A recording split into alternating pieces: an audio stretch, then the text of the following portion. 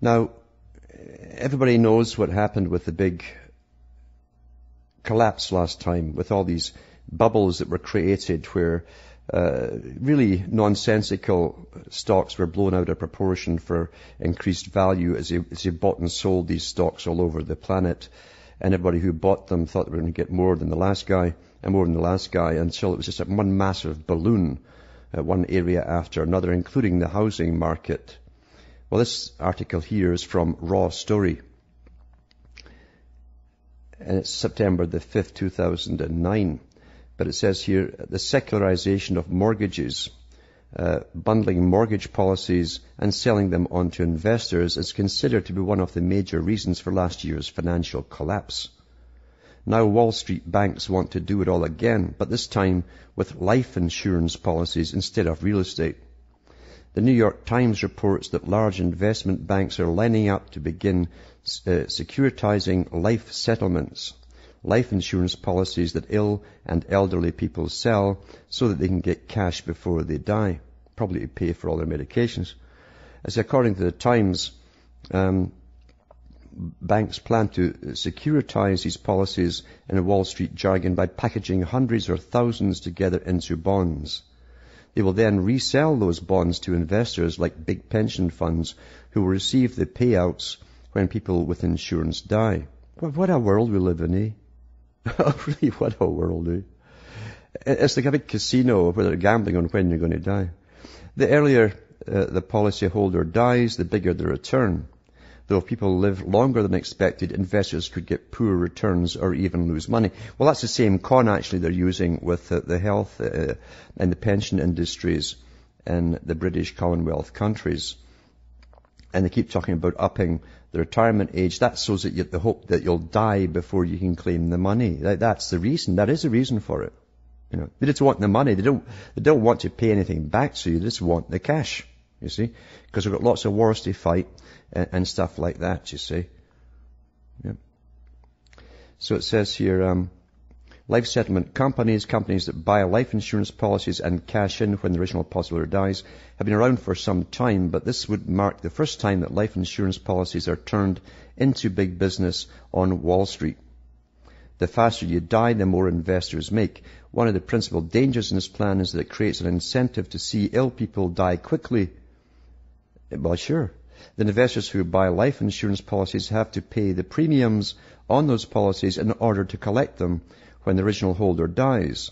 So the faster an ill person dies, the fewer premiums have to be paid, and the higher the profits.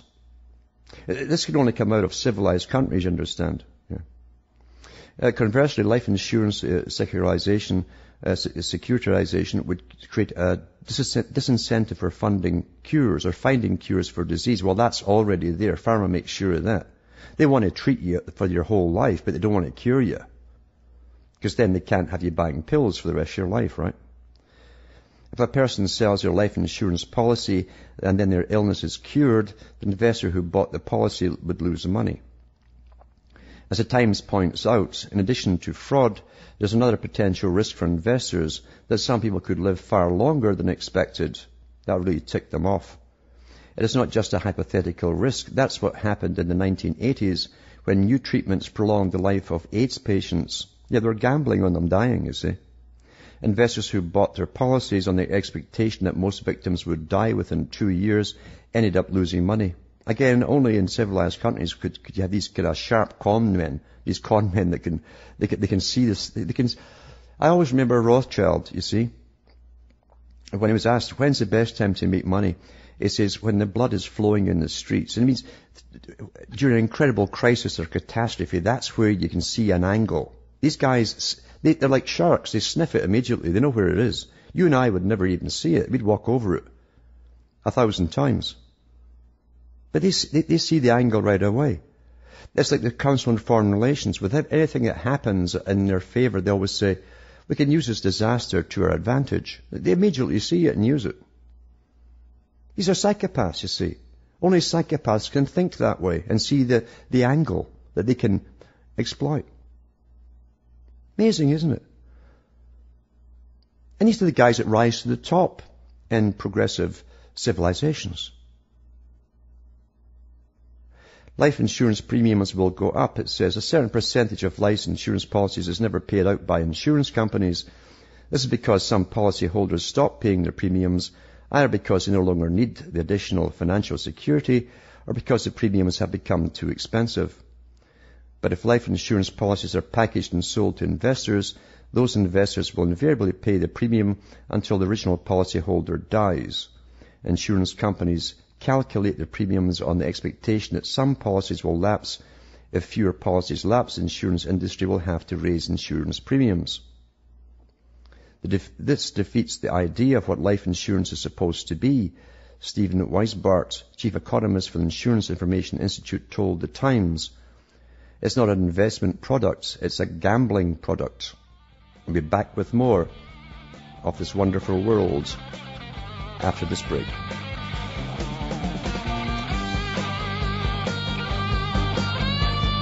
Hi folks, this is Alan Watts and we're cutting through the matrix. Reading an article about the trading, the big business in trading of insurance, basically life insurance, and how Wall Street's moving in big time. And it says here who's involved, which companies are involved, which banks are involved. It says the Times names two companies that it evidently believes to be heading up the effort to securitize its life insurance. One is the Swiss bank Credit Suisse, and the other is investment bank Goldman Sachs. Of course it is. But Credit Suisse is an amazing bank because I've got stuff here too on the different characters that work for them. And they really help lead the charge for the buying and selling of carbon credits. And every con there is, they're into, you know. And they get governments to legitimize the con, like carbon credits. You know what carbon credits are? You know what they are, really? It's like an old religion, and you're trading sacks of sins. You see? That's what it, because there's nothing in it. There's nothing in the sack, really, except your belief. And so you're trading sacks of sins. And you say, well, okay, we're swapping these sins here for credits because this came from Canada. This is Canada's sins here. Here's the sins of the US. And so they give you these empty sacks, you see. And you look in there and you're going to be politically correct and say, yeah, oh my goodness, it's full of them. It's full of sins here. Well, that's what carbon credits are. And all these shysters that run the world today, and are intent in dreaming up con after con until we're in the worst kind of slavery the world's ever seen, they're on a roll. There's nothing stopping them. Because you see, they own the governments.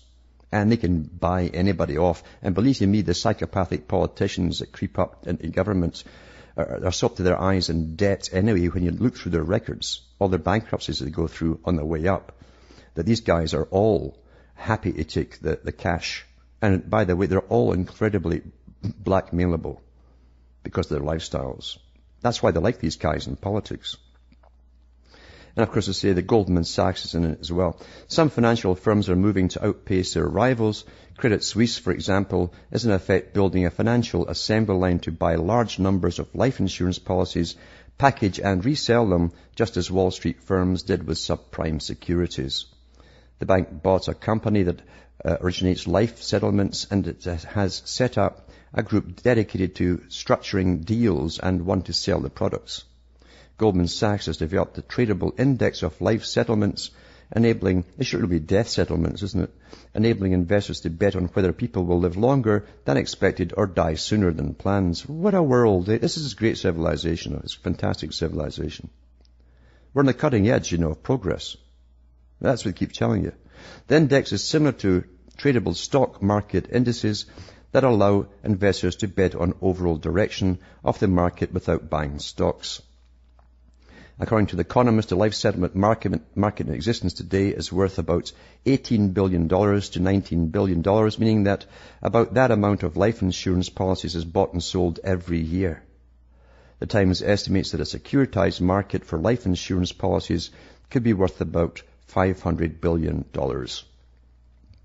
And that's where the sharks go, where the blood is. Right? Psychopaths everywhere. What a wonderful world, eh? What a wonderful world.